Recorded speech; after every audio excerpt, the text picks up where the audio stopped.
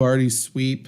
Last week, three of us picked the Vikings to win. Jana picked the Packers. She has been voted off the show for the week. Suspended one game for picking incorrectly. She'll be back next week, I'm sure. Luke Reimer, Trevor Land are here. I'm Zach Bruner. I guess we should just jump into last week's game, I guess, against the Vikings. I don't know. Were you guys surprised by anything? I think it went pretty much as expected. The only main alarming thing to take away, I guess, is the Elton Jenkins injury, which sucks balls. Torn ACL done for the year. But Luke, otherwise, any main takeaway or anything? No, I mean, I think the worst part of the Elton Jenkins injury was it came on a bull rush by Harrison Smith, which is wild.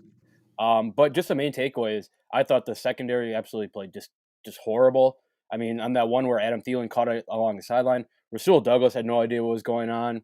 Eric Stokes was getting burned all game. Kevin King was getting burned all game. Darnell Savage was dropping interceptions. Like, it was just such a shitty day for the secondary. And that can't happen against Kirk Cousins, because if you're making Kirk Cousins look good, then that's something that needs to be like reevaluated. And that's like need to like do Oklahoma up and down the field or whatever, up downs for a whole practice or something. But that secondary was bad. I don't think anybody's surprised. I mean, we have a history of getting stuff right, even if it's looked at as us crying or hating on the Packers. Just a few things that I was thinking of. We got this game right. Joe Barry, you saw a running defense, got that right. Aaron injury, Bakhtiari, Rogers saga, Pack versus Cardinals, special teams, defense versus good running backs, Royce Newman, Campbell, Kylan Hill. If people are listening to us, they obviously know we're right more than we're not, like by a long shot. But this game was just another example, right? It kind of went exactly how it went. Zach, you said you can't fall behind to this team. What happened? They fell behind. The defense, like Luke was saying, you gotta capitalize. They didn't. And like we were all saying, you play a run defense, your defense is going to be different. It was different. I mean, the amount of people that were blindsided by this is mind-boggling to me. Yeah, I don't know. I feel like we're batting 1,000 this year on the Packers. While a lot of people are sort of confused or making up stories, I feel like we've just, got everything in our crosshairs this year. My thing, Trevor, is like you just said, people who were surprised this game is mind-boggling. It's surprising that people are calling this a trap game, because I think Minnesota is a good football team. They just had, close wins. Like, they could very well be atop of the division right now. All their losses have come by one score or whatever.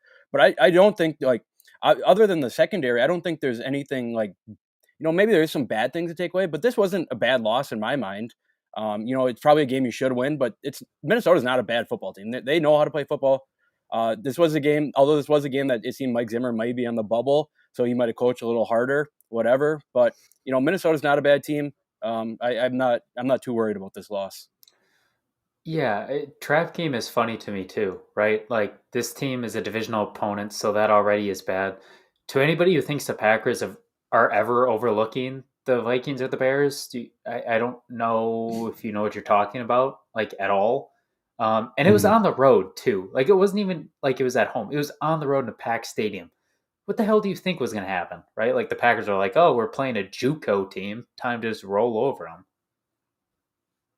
I mean, the main thing, though, is just, as we said last week, it's a terrible matchup for the Packers, just personnel-wise.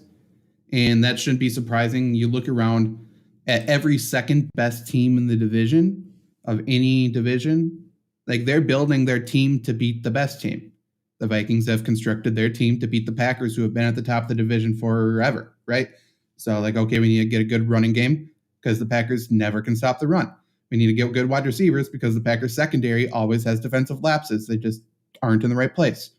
That's what the Vikings did. They're built to beat the Packers. They may not be built to beat the rest of the NFC, but, like, of course, this is going to be a really tough matchup every single time.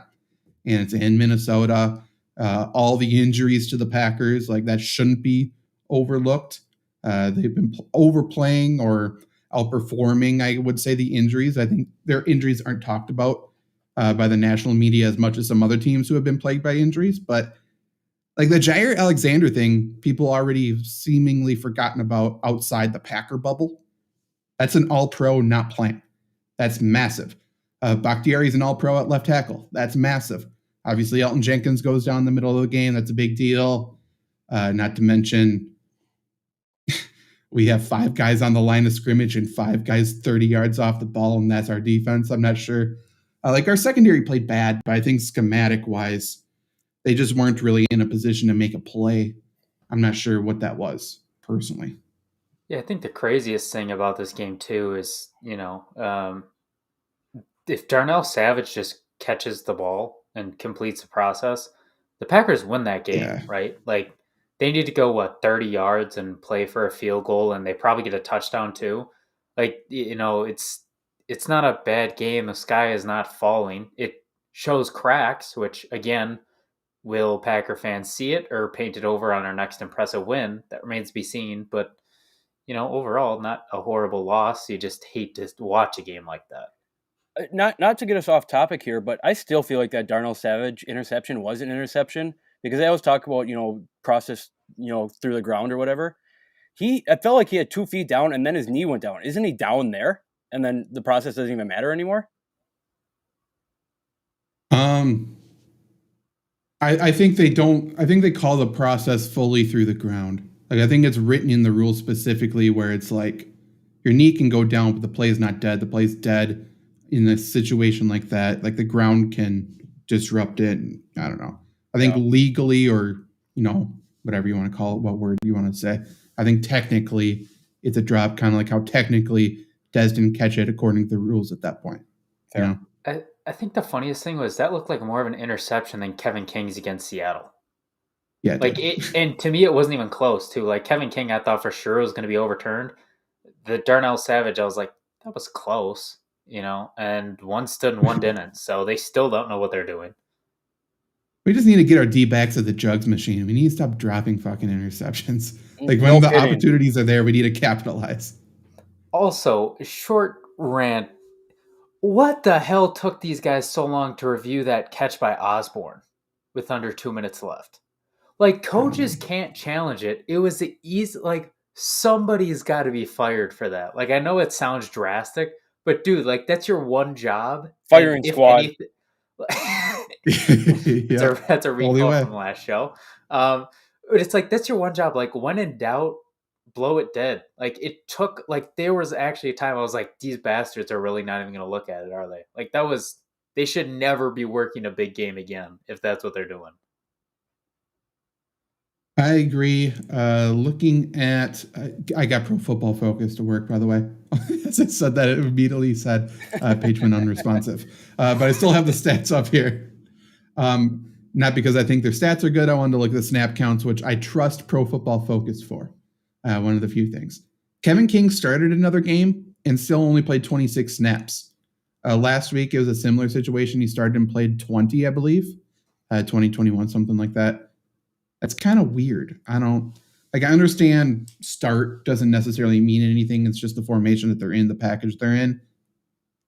But, like, he's clearly not the cornerback 2, cornerback 3, whatever you want to call it. He's not the number 2 outside corner. It seems like that is Rasul Douglas. It seems like Eric Stokes is the number 1, even though Eric Stokes, man, I'm sick of people like giving him so much praise. He's not good. But he's really fast, though. People love speed, and he is fast, and he makes up for his mistakes with that. But man, it seems like when you watch the game, it seems like Kevin King's playing a lot because he only makes mistakes, and he's always like on camera, but he's barely on the field. He's just like always making a mistake when he's on there. It's really weird. It reminds me of, just to throw it back here a little bit, when Oklahoma City was starting Thabo Sefolosha instead of James Harden, where Thabo Sefolosha would just get absolutely killed every single play that he was in. And, like, you have an MVP on your bench. Now, the Packers don't have an MVP on their bench, but this seems like a situation like that. He's like the opposite of Kareem Hunt for me to start this season. Like, Kareem Hunt only played, I think, like 40% of the snaps, but he was like an RB1. And it didn't feel like it because he was so productive when he was in there. Kevin King is the exact opposite. Like, he's the ugly version of that, like, coin. And it's tough.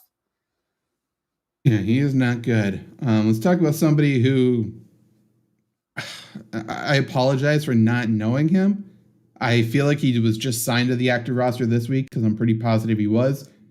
Tipa Galilee? Yeah, I brought him up Or last show. Galay? Yeah, he did. Did you? Luke Yeah. did, yeah. He's really good, man. He played really well. That's all the analysis I have to say about that. But like, he was really good in run defense. Sounds like next year the Packers will probably cut him if he starts, starting some games. He'll pull Kamal Martin. He'll be out of here. But he played really good, and he came out of nowhere. So good for us, I guess. I don't know. I'm trying to be a positive person since our show is so fucking negative. Shout out. Yeah. I have nothing to say about this game. It just went exactly as we predicted. I don't think there's anything else to say. I got a positive to spin. Kenny Clark was a fucking animal. That dude, I expected him to play well. I think we all have. He's had a fantastic year. But good Lord, I mean, right off the bat, he was in there. Some of the plays, he embarrassed 3 guys at the same time. I expected that from him, but somebody pissed in his cereal that morning because he was ready to take some heads off. On that same note, I know he's kind of become like a joke on the show, but I think TJ Slayton's playing pretty good football right now too. Kind of coming in off the bench of that second, third defensive tackle role. Doesn't play many snaps. He played 17 last game as I'm trying to get my page to work here. But yeah, he's good, and in the exact same way as Kenny Clark, he runs sideline to sideline super well. For being a massive dude. He's got quickness. He just doesn't have stamina. But who cares? He can do what he wants. He's breathing out there. He's learning how to breathe that Green Bay air, the Minnesota air. Yeah, he's good. He's a good rotational guy. But yeah, Kenny Clark, I mean, we said it in the preseason. That's the one injury the Packers couldn't afford. Thank God he's still healthy.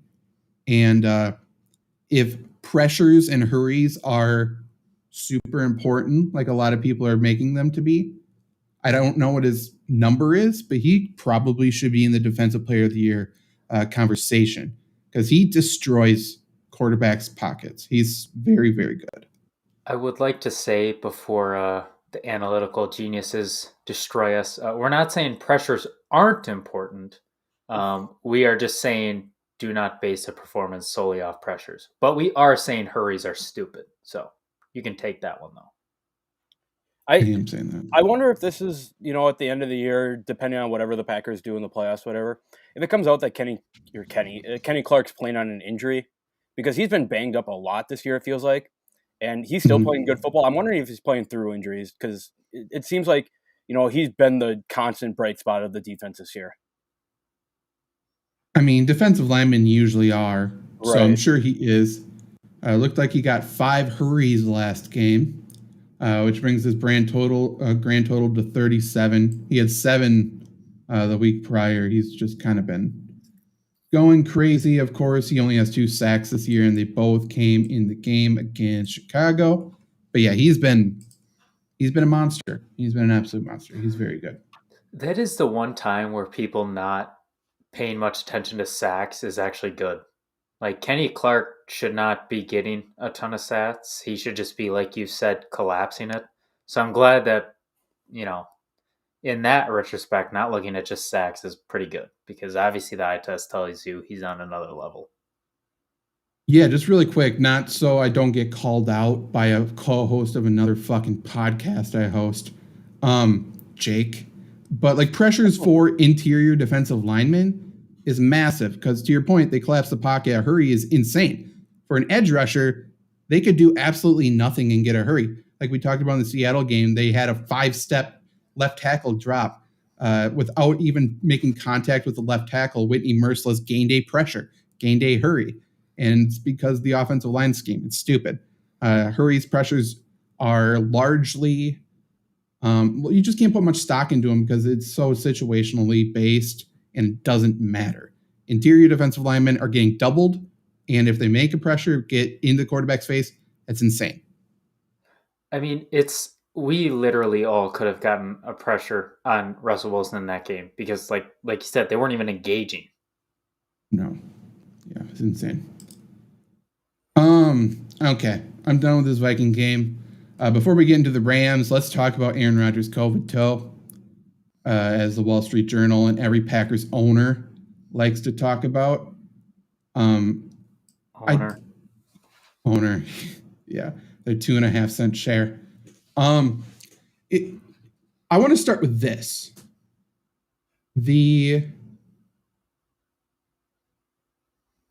I'm not going to talk about the Aaron Rodgers injury first. I want to talk about Bakhtiari. Bakhtiari had arthroscopic surgery just to clean something up in there. By the way, this didn't happen this week, even though it was reported this week. This happened when he stopped showing up to practice. And I want to call out the Packers reporters because NFL Network national media broke this story. And this is a local story. This is something Packers reporters should have said something about, should have gotten knowledge to. If Demovsky, if all of them are so good and, do their job. Like, how do you not break that story? How do you not get anything about it? That is unbelievably bad. And Garofalo or whatever and Rap Sheet were the ones who broke it. That's insane. That's unbelievably bad. And it's extremely lazy. Like, this group of Packers reporters is unbelievably extremely lazy in everything they possibly do. And this is something that's going overlooked by a lot of people. And it really, really shouldn't. Like, this, it's insane. I think the best part too is, like, how many weeks did Packers reporters keep running with the same bullshit Aaron Rodgers story about COVID, immunized, vaccinated? Like, no matter what your cause on that is, right? They reported it. It's national news. Let it go. Let it go. This is right in your lap, and you're not doing it. I don't know if Demovsky was too busy having dinner with his goddamn wife or something, but it's like, dude, like, this is your job. Like, let's cover this. They don't know the English language, clearly, immunized versus vaccinated, right over their head, so you can blame them for this. They don't catch the stories. The questions that they ask are fucking dumb. I mean, one of the reporters in the Mo Drayton thing literally said something like, thanks for not talking down to me, basically saying I have no fucking idea what I'm talking about. So if you can't do any of those three things, again, if you want to retire, just retire. I don't understand what you're doing here. I mean, we are beating you, and I have no sources in there. Zach, you obviously do. You have plenty of sources, but that's sad. That's really sad when you have all those sources, that's your job, and you can't even do it. My favorite reporter moment this year is, I brought it up after the game, but against the Cardinals when the reporter asked Rasul Douglas if he was wondering what AJ Green was doing on that play. Yeah. Fucking idiot. Yeah, I was. Fucking I asked idiots. him. Mm-hmm. What are you talking about? So stupid. Oh, I hate them. I hate these guys. I wonder why I'm not invited on any of their podcasts. It's kind of crazy, considering they use me as a source. But yeah, now let's talk about COVID toe. Sorry, they have. They just called me an anonymous source at every turn. COVID toe. For some reason, Packers idiots, and I'm not sure what show it's. I think it was on the Cheesehead TV show. People start talking about it. They start saying, "Oh, everything points to Aaron Rodgers having a COVID toe issue, which is stupid." In which case, I sent a text to someone inside the Packers, and it was literally like, "COVID toe?" ? They're like, "No." I'm like, "Cool, done." Like, I don't need to know anymore. Like, okay, that's fine.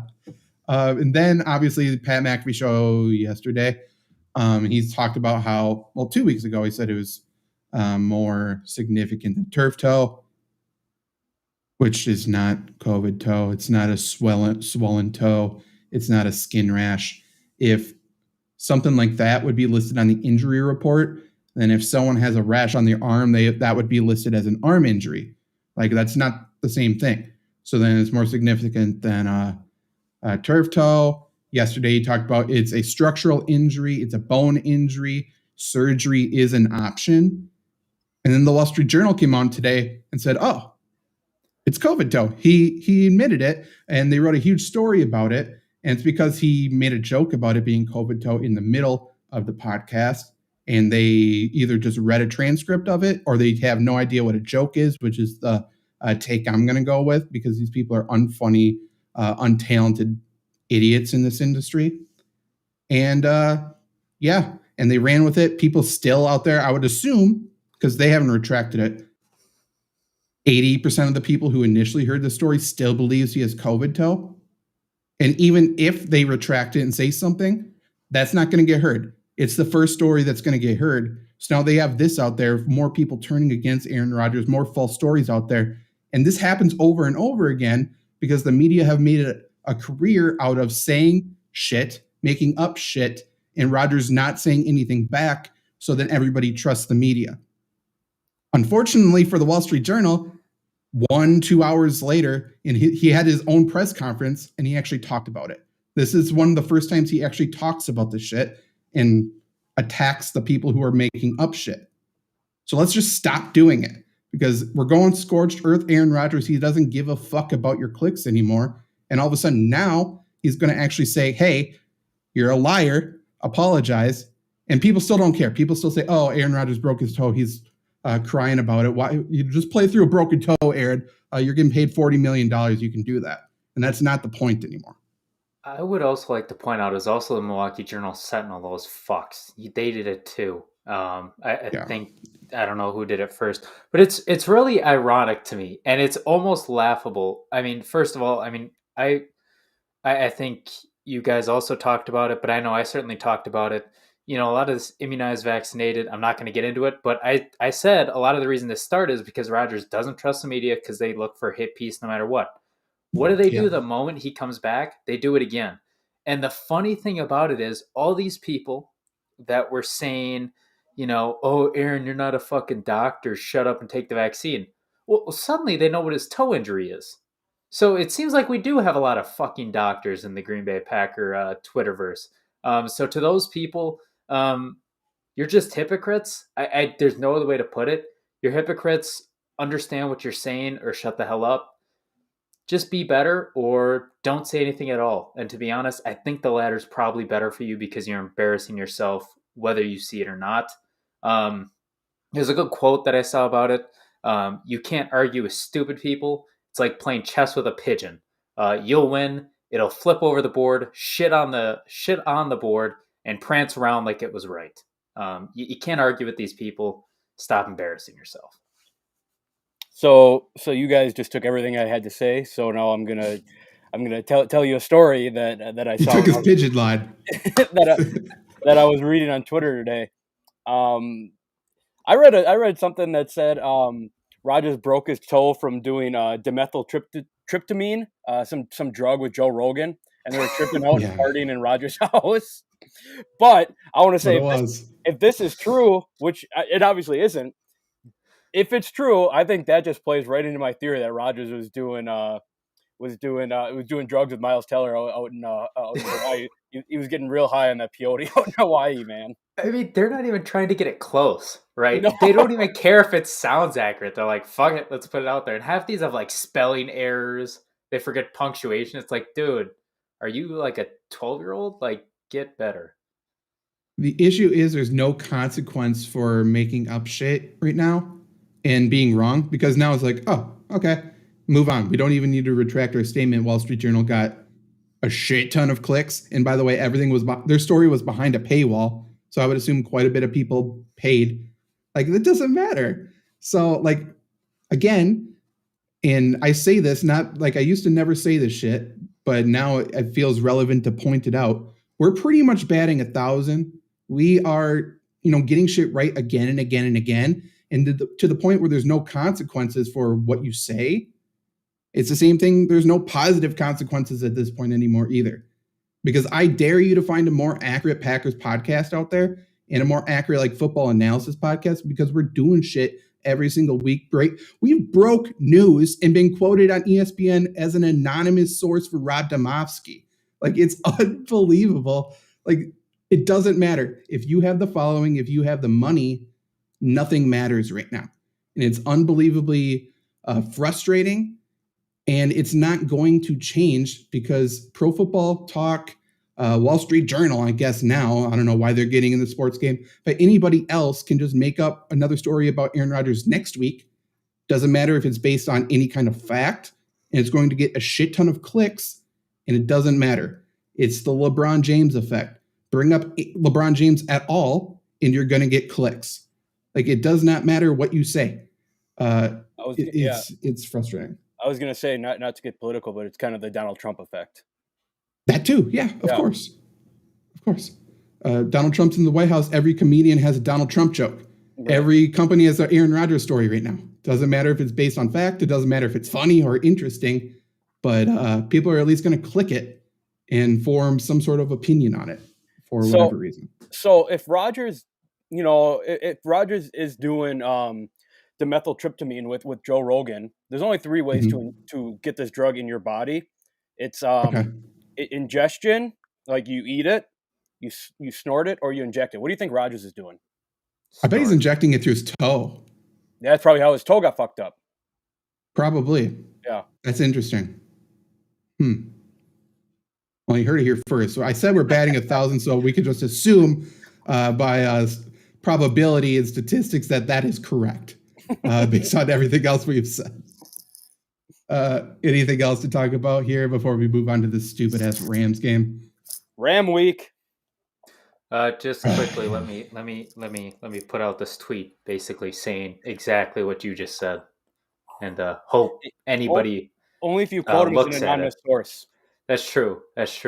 And hoping somebody looks at it and says, you know what, I kind of want to listen to something that makes sense and be able to think for myself and use facts and not just bullshit. So but we'll see. Let's go Rams. Let's go. See what happens. Before we get into Rams week, I feel like Rams week needs to be used more because I understand that we use like Vikings week and Bears week because they're, division rivals, Lions week, whatever. College football does it all the time. But Rams week just sounds cool. Okay. Like it's a lot better than whatever you want. A lot better than fucking Bengals week. No, it's Rams week. True. It's not like, yeah, sure. Whatever you want to say. I'm more of a McVay week guy, but Rams week does sound better for sure. Okay, so let's start again. It's Rams week. Let's get into this game. Let's break it down. Obviously, there's a lot of connections in this game. Just look at the offensive coordinator, essentially glorified offensive coordinator Matt LaFleur, and defensive coordinator Joe Barry. Both came from under Sean McVay, who's going to be on the other sideline, knows everything about them.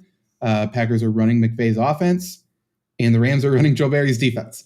So there's going to be a lot of connections. Each side knows a lot of what the other side is doing. And it should be an interesting game no matter the result. And I guess from a very, very, very general look at this game for me, I look at it and I'm like, oh, shit. The Rams are very clearly built to beat the Packers as well. I think stopping the run could be an issue for them. But I think they could definitely beat the Packers up. Their offense versus our defense. I think he knows all the ways to stop a LaFleur offense and stuff like that, though, too. However, Aaron Rodgers after a loss is so fucking good for his career. So, like, those are the two narratives that are going to be going against each other in this game for me. And it actually does make it tougher to pick this game, I guess. Like, if the Packers won last week, I would have picked the Rams 10 times out of 10 this week. And right now, by the way, Rams are the 1-point road favorite in Lambeau. But yeah, that's my early look at this game. What about you guys? I'm under the impression, I still am, that it's always tough for teams to travel across the country to play another team. And that's what the Rams have to do to the Packers. It's not supposed to be too cold this weekend here in Green Bay. I think we're looking at mid-40s. So this shouldn't be a horrible weather game or anything. This just screams a classic Rodgers-Stafford matchup to me. I know Stafford hasn't won many of the games, but I think we see a lot of offense in this game. And I think both teams have to have a lot of offense to win this game. So I definitely think it'll be a shootout. I think it'll be a fun game to watch. It'll probably be a really fun game to watch, especially if you have no stock in either one of these teams. You don't have bets. If you're just watching for football, I think it'll be a lot of fun to watch this game. Mm-hmm. I think the game goes one of two ways. I think that's obviously one of them. I think everything we've seen points to that. Unfortunately, I think the other way I see this game is the game of Rodgers against Tampa Bay last year, Denver a couple years ago when they got scorched and he had his worst game of his career. I love Rodgers after losses. I do. But without Bakhtiari is already problematic enough. Now you have Yash Nijman in there. Like I said in the last show, I mean, if they don't get through and nail Rodgers, there's probably going to be a holding penalty. Like, that's how I just see this game. I don't know how it works. Newman, I mean, he never fails to impress me with how little he does. since I've started looking at them. Shout out Zach. So I'm super nervous, and Zach, I know you're with that after that loss. You're thinking I might still pick them. I'm 10 times out of 10 picking the Rams, putting my money on it and saying no way. That's fair. Like this is a tough game because like we could see scorched earth Aaron Rodgers, and I don't think there's any doubt Aaron Rodgers is going to play well. Yeah, if he has Von Miller and Aaron Donald in his lap, I guess it doesn't really matter. It'll be interesting to see what LaFleur does in terms of helping out that left side with Nijman. We've seen a lot early in the season of a tight end chipping out there or going empty backfield. But if the Packers do that, I think they have no shot to win. Like, I think we need to run the ball and stay committed to the run. Luke and I were talking prior to the show before Trevor got here. A.J. Dillon ran the ball 11 times last week for 53 yards. So he was running well. They just got away from it. And then Patrick Taylor only ran it 4 times. And he had, less success, but he still ran the ball and moved the ball. Like, the Packers, if they get down, we can't panic. That's what seems to happen. If we are trailing on the scoreboard, we panic, we abandon everything. It's a whirlwind. If you run the ball with A.J. Dillon for 4 quarters, that fourth quarter is going to be a fucking nightmare for the defense. You see it with Derrick Henry, and I'm not saying he is Derrick Henry. He's not as fast as Derrick Henry. But still, we've seen a lot of games this year where Derrick Henry has like 20 carries for 40 yards through the first 3 quarters. And then he has 3 carries for 120 yards in the fourth quarter. Because you don't want to be tackling that guy for 4 quarters. And now you're talking about outside the Packers. Obviously, it's not super cold, but it's still not going to be fun to play outside on Lambeau Field, which is probably going to be a little bit slippery, tackling A.J. Dillon for 4 quarters. We need to stay committed to it. Obviously, it helps Rodgers out. It helps that play action. You guys, I know you both like MVS this week. It's going to help that play action for sure. We have to do it, man. Like, that needs to be the key for this game. You need to run the ball 30 times minimum, I believe. Yeah, I don't know if it makes much of a difference, but I lied. It's supposed to be mid-30s compared to mid-40s. That helps. Cold. Yeah. Like, yeah, it's not freezing, but it's cold. Right. The one thing that I'm nervous about, and I think it was a good idea the past 2 games, I don't think it's a good idea this game. I'm nervous they're going to try to start getting MVS involved early by taking deep shots early. I think that's usually a good decision. Like you said, Zach, if you get this running game established and you keep it going for 4 quarters, that's going to be great. If we're taking deep shots early and we're not pounding the rock from the jump, I think that's a dumb decision. I think it would be smart to just pound the rock early, even if you go 3 and out. Not saying you run every play, but even if you go 3 and out, you're at least setting the tempo, setting the tone for how the game's going to go. Just to bounce an idea off of that, Trevor, throughout the NFL, right, it's always been we need to set up the run. We need to get the run going to set up the pass, right? The NFL has changed within, like, I'd say the last 15 years, where now the pass is starting to set up the run. I think that works best against bad teams, right? You take a shot right away. You hit MVS on a 50-yard touchdown right away. Defense are kind of playing back because, like, we can try to stop the run, but we can't get beat by this deep pass. That doesn't work against good teams. Like, good teams, you need to establish this run because, you take one shot, at Jalen Ramsey, let's say he intercepts a ball, and then you're down basically 2 scores with the Rams offense to start the game. So this, you guys are totally right that this run needs to happen quick. I'm almost wondering, I think this has been a perfect Aaron Jones game because I think screens need to be involved here, which there hasn't been a lot of to running backs lately. Von Miller is only going for the quarterback. Aaron Donald's only going to go for the quarterback. That sets up so much in the middle, so much to the right, whatever side Von Miller is on. Just sneak a slip screen right in there to take it, 10 yards to a touchdown, whatever comes out of that. I guess I'm in the middle of both of you guys. Like, I think I'm of the belief of both, a little bit of both of what you said. Like, I think it's possible to set up the run in this game. I don't think it's with the deep, long passes. I think it's with those screen games and, getting to the sideline, getting the ball in the flat. It fully depends on how the Rams play this, and it'll be interesting to see because it depends on how much trust they have in their secondary and Ramsey, right? Like, Ramsey's a shutdown corner, but he got embarrassed by Devontae Adams last time. And Luke, to your point on our last show, Ramsey's a physical corner. and Adams is a master of getting off the line untouched. So that's why, Adams won then, and he'll probably win it again. But if the Rams truly believe in Ramsey, and if he does have success and the secondary has success against those guys, they could load the box and just bully the Packers up front to stop the run. They could send pressure. Like, you look at this offensive line, obviously you would assume they would try to set something up to embarrass that offensive line and send blitzes and stuff like that. So if they do that, then obviously the passing out to the flat, doing screen stuff like that, that's going to be wide open. And then once they have to spread out and cover the flats out there, that's when the middle of the defense gets soft. And then, that's when A.J. Dillon should run wild. So it's a big ask. But I think we need to adapt in the game, come out and see what they're doing, and then do one of those two things and force the defense to adapt to us adapting. It's just a big adaptation game. Mm-hmm. That's what I say. I realized I was on mute, so when Zach paused after the adapt, enter an audible gasp from me, please. Yeah, okay. But yeah, it just fully depends. Like, Rodgers is good enough to go out there and see what they're doing and then switch to the other call, but we just need to practice those things and have both of those mentalities in place, and then we can just see what's going on and then beat it. I think Rodgers has a really good game, but I think LaFleur is a suspect play caller, so I don't know what's going to happen. I was going to say, you said Rodgers is good enough to make those adjustments by himself. I don't necessarily think that the rest of the team, coaching included, is good enough to go with Rodgers on those adjustments. Yeah, I agree.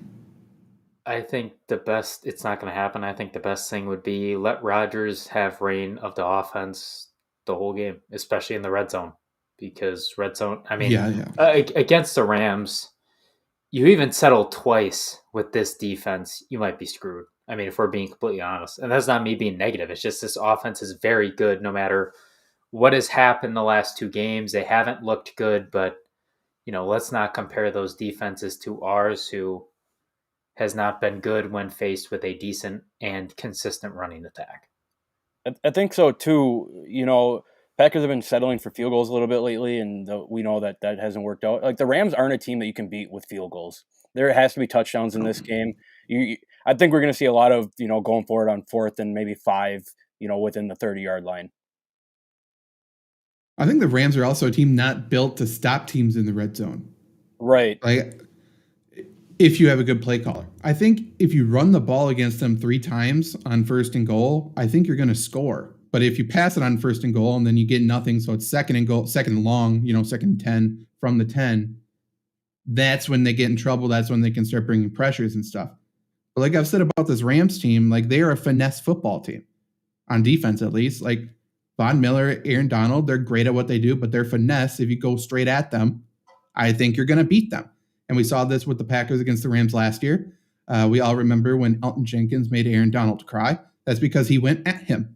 So, that's what we need to do. Royce Newman needs to be our Aaron Donald. What could go wrong? He could do it, right? But that's what we got to do. We need to be creative in the red zone, but at the same time, we can't overthink it. We just need to do what's going to fucking work. Like we did against Arizona with that bullshit LaFleur pulled that one drive.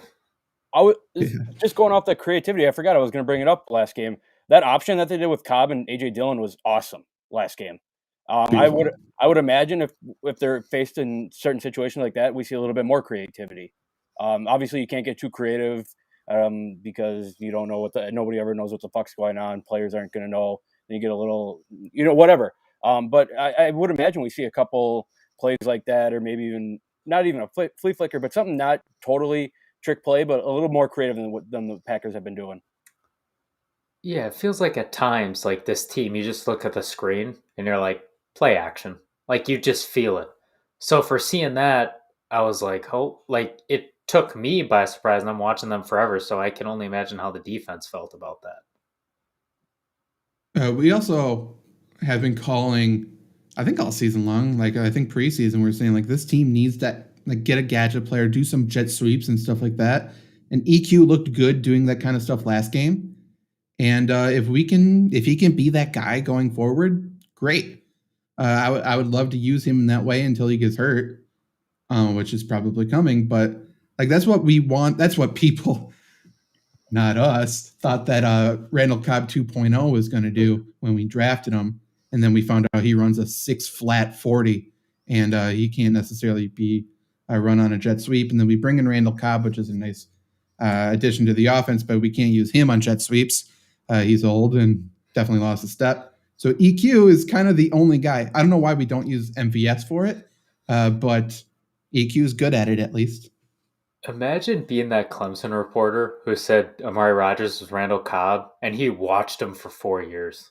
Like that's pretty sad. I don't think Clemson guys did. I think it was all Packers people. No, because it was the Clemson guy that I was arguing about. He was the reporter. So I was like, dude, you've watched this guy for 4 years. How do you still get it wrong? Like, this is your job. Is that an NFL Network? So is that him getting it wrong, or is that how much the step up? Like, obviously, he got it wrong, but is that how much different college football is in the NFL?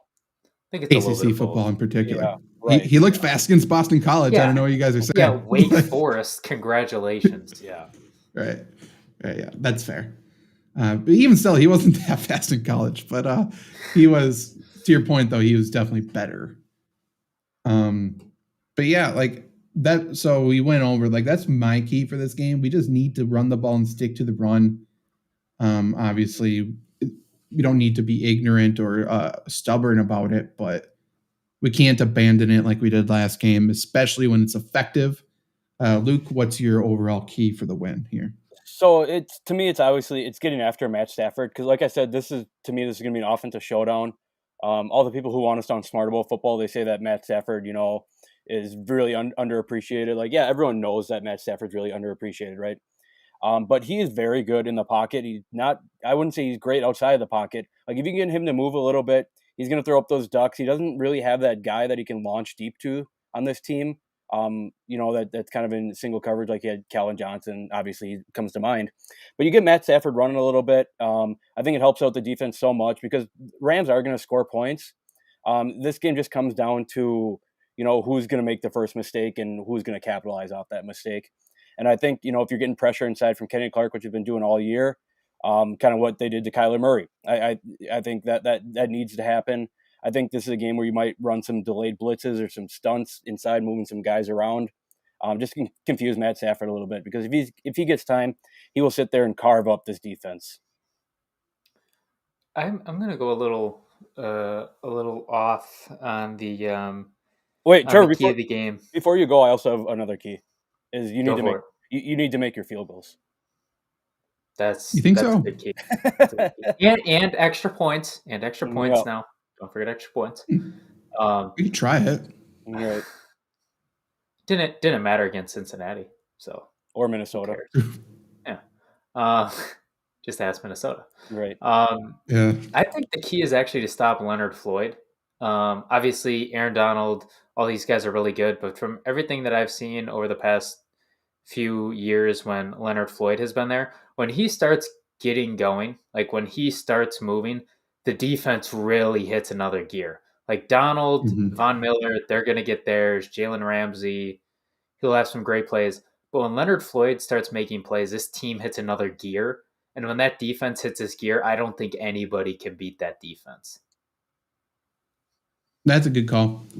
Obviously they consistently move around their front, so who knows who he's going to be lined up against. But he's probably the most physical of those front guys. I was going to say, he feels like a really underrated part of that defense. It was kind of like Joe Harris on the Nets last year before he struggled in the playoffs. Like, he was a very underrated part of that offense.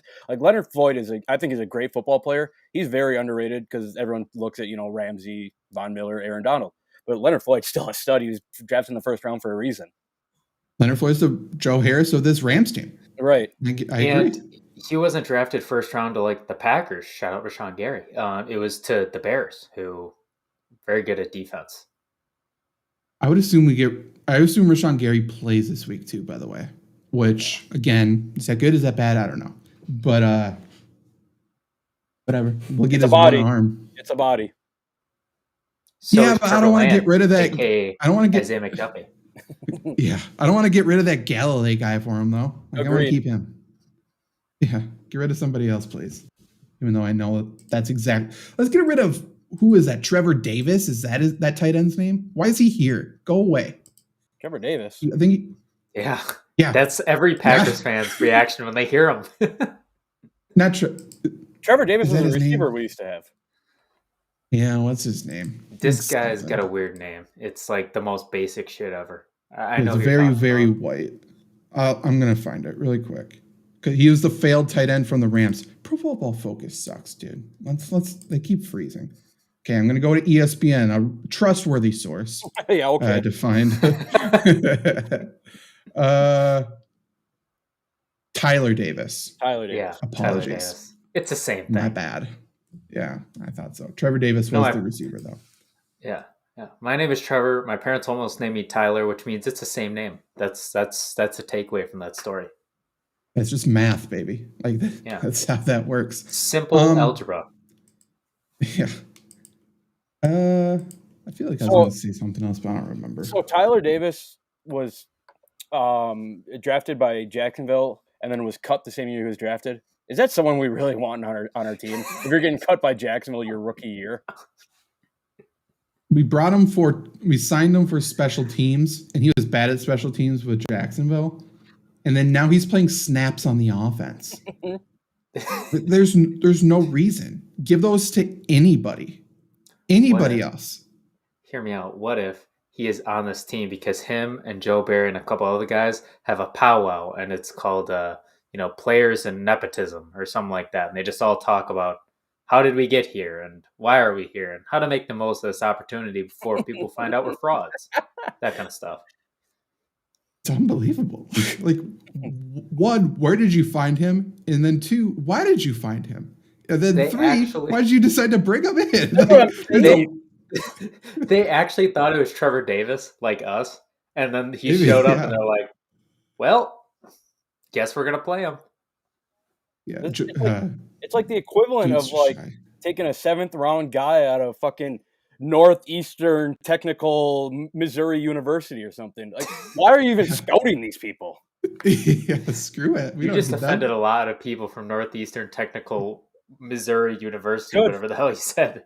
Good, fuck them. We just lost a segment of our show. We know Delanie Walker wants to come to the Packers. He liked my tweet when I asked, "Hey, Delanie Walker, do you want to come to the Packers?" I think he might be better than Tyler Davis. Let's get him in here. I understand he's not a special teams guy, but he can fucking play tight end, which is something we need right now. I would pay so much money to see Delanie Walker on special teams. I feel like he'd be so pissed that he'd just like lay everybody out. Like it would be like that big guy in Longest Yard, that pro wrestler that just clotheslined everybody. Yeah. It's like in high school football when teams would put their defensive tackle right next to the kicker and just go hit the returner. Might as well. Let's get him in here. Let's get somebody in here. Why did we cut Blake Bortles so we could sign Tyler Davis? I have so many questions. I don't know. Okay. So, like I said, Rams are favored by 1 on the road. Over under right now is at 47. Man, this game really confuses me. I think I'm going to side with the Rams because I do believe it's one of those things where it's like Sean McVay taught LaFleur everything he knows, but, McVay still has a little bit more than LaFleur knows. I'll go Rams 28. Rams 30, Packers 27. I feel like it's going to be really high scoring. Yeah, Zach, I'm in the same boat with you. When this opened up, the over-under was 50. The Packers were favored by 1.5. So that's like, what are they saying? 26-24 Packers? Like, that doesn't make sense to me. Like, this seems like way more than 3 touchdowns for each team. I think I don't know. I don't know. I think we see a 40. I think a team score. I'm going to say I think the Packers score 40 this week. I think the offense, like you said, Rodgers out on the fuck you tour now. It seems like the offense is getting a little healthier outside Bakhtiari and obviously Jenkins, but like receivers are coming back. I think this is lining up where Rodgers is just gonna go out and throw. I'll give me Packers 42, Rams 35. I really think it's gonna be this high scoring of a game. I don't say that Vegas is wrong often because they're not, but I do think that something's wrong there because this needs to be a lot of points. Well, really quick before Trevor gives his prediction, if the Packers opened up as the favorites, that does kind of lean like, oh, Packers are going to win this game. Obviously, they flipped it because everyone was betting the Rams. Right. So now if they flip it, they're hoping some people go on the Packers side now. I don't know. It's scary. I don't want to bet against. I'm not for sure not putting money on this game. I'm not betting against Rodgers in this sort of situation ever. But Trevor, what's your thoughts? Yeah, to Luke's point, if both teams put up 14 points in a quarter, like twice, I wouldn't be surprised at all. Right. With that being said, I think the Rams challenge the Packers, and I think for as good as Aaron Rodgers is, I think LaFleur panics. I think this offensive line panics, and I think this gets off the rails quickly. I think it's 34-21 Rams. I think the Packers should score a lot more points. I think they just miss a couple plays, and then like we talk about, it just snowballs. I think Leonard Floyd is going to play like a man possessed. I really do. I think he's going to be the X factor. I think it's just going to be a weird game, but the Rams' offensive line is questionable. We've definitely seen that. I think they come ready to play, and Cooper Kupp is going to eat this defense alive. It's going to be ridiculous. Zach, did you say you were on the Rams? I'm sorry. Yeah, I picked them to win by 2 in a high scoring. All right. Yeah, I don't like it. I just looked up quickly if the Packers brought in a kicker for like any sort of competition in practice, and they haven't done that yet. If Mason Crosby misses another one here, like, what do you do? Like, you have to replace the guy. You gotta. I'm gonna amend mine to 34-24. I'm not gonna bet against Rodgers to lose by 13. Yeah,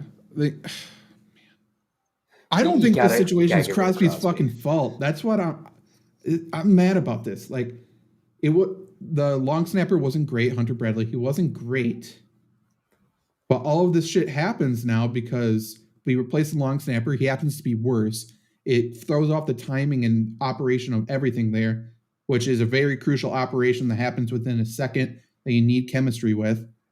And then there was no chemistry, and which caused Crosby to miss kicks. And then now Crosby's thinking about, oh, is this guy going to fuck up? And then he misses all these kicks.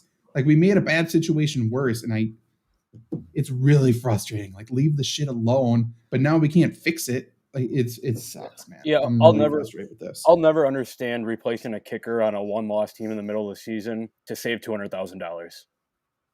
Long snapper, you mean? Yeah, long snapper. I'm sorry. Yeah, I agree 100%. My dad was like, Crosby's in his head, he's lost. I said, yeah, I 100% agree with that. Before he's like, as the ball is getting snapped, he's thinking about, is it going to be fucked up? So he's not thinking about the kick until his leg's already halfway through the motion. So I agree 100%. I don't think this is Crosby. I think because from seeing the comments in the pressers for Mo Drayton, I'm just going to be honest. I think we have a lot of stupid fans that aren't paying attention to the long snapping, and they're going to respect them. Respect. Except for Janet. owners and shareholders. I apologize. Actually, I don't. But it's in his head now. They're going to be calling for Crosby's head because the kicker is the one who misses the field goal.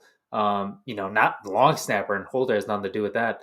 The only question I have is, how do you not know this long snapper is worse, right? Like, if there's an offensive lineman, they don't translate. I get that. Isn't it just like how quickly he can snap the ball, and if he gets it on the money, like, he wouldn't just randomly get terrible. Like, did they just not know what they were looking for? That's my question.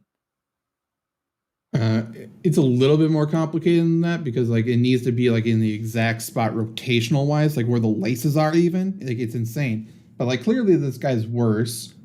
Suddenly, maybe the Packers should have listened to Lombardi sweep during draft time and should have drafted Cameron Cheeseman, because that dude's been spinning the ball, man. He's been whipping it back there. He's been replacing cavities in the locker room. The dentist turned long snapper is crazy for Washington right now. And he would have sold a ton of jerseys. Imagine if the Packers lose a playoff game on a fucked up snap. The Bears fans are going to be relentless, and it's going to be hilarious because of all that. But Cheeseman would have been whipping that thing back there. That would have been amazing. Can you imagine if we had Cheeseman? He would have snapped it went to the gap where Dennis Kelly flopped when there's guys coming, he would have cut the guy on the field goal. Cheeseman doesn't give a fuck. He's cutting knees. He would have stopped everybody. On punts, he's making the tackle every time. The dude's a headhunter. He's so good. Or he would have been like that holder, I think it was in college, who caught it, spun it, set it, and then pointed to the camera like, we got it. He would have been doing that. So He would have snapped it, pointed at the camera, and been like, yeah, fuck yeah, we just beat you. And that would have been amazing. We need a cocky long snapper, man. We need to find one somewhere. That's where you get one from Eastern Kentucky Tech, A&M, or whatever Luke said. Right. I'll do it. Go for it. We need a long snapper with nothing to lose. We need someone who's desperate. End of the ropes. When people describe Trevor, they say desperate and end of the ropes. And nothing to lose. So, baby. yeah, I'm down, baby. Let's go. Let's get it. Okay, this was Lombardi Sweep. Hope everyone enjoys their Thanksgivings. Trevor's got something else to say. It is Thanksgiving, guys, and we have been told by people, we won't talk about who, but by people, that we are not a positive enough show. So we are going to go around and say one thing you are thankful for, non-facetiously, Zach, about on this team. I had a lot of jokes about this team. Yeah, I will start first. For as bad as their run at times, they do give us good memories, and they still find a way to run the division effortlessly, and that makes me happy inside. Is that more of a testament of how bad the division is, though? Yeah. Don't take away my compliment. He didn't say what you're thankful for. He just said a fact. I'm fine. I'm thankful for that. You just said a statement, Trevor. Yeah. I'm thankful that they're consistent enough. I'm sad they're not Super Bowl contenders, but I'm happy that I'm thankful that they're consistent enough that my friends can't talk shit because their team is infinitely worse every year. Okay, you kind of did the thing like that I do when I apologize. I say the things I'm not wrong about, and then you apologize. Saying like Packers aren't good, but they're better than bad. I made this segment. You don't question me. You're not Jake Osman. You can't call us out. I'm thankful Aaron Rodgers came back and didn't leave us alone with Jared Love. Let's get Jared Goff on the mind. Oh no! I wish we had Jared Goff. Why? I'm thankful we don't have Jared Goff. How about that? That'll be fine. I'm thankful for Devontae Adams and Aaron Rodgers, and that's it. Kenny Clark. I'm thankful that Devontae Adams gets me to shotgun a beer every Sunday. Not as many this year. No, I know it. Luke's been sober for 12 weeks. Sitting there, God damn it, Devontae, I want to get drunk. You should have heard how much I freaked out on that first touchdown last game. About time. You're right. Hooting and hollering, right? You're right. I told you, check my pinned tweet. Hooting and hollering every time Devontae Adams scores. What is it? Luke Rhyme? Yep. R-E-I-M?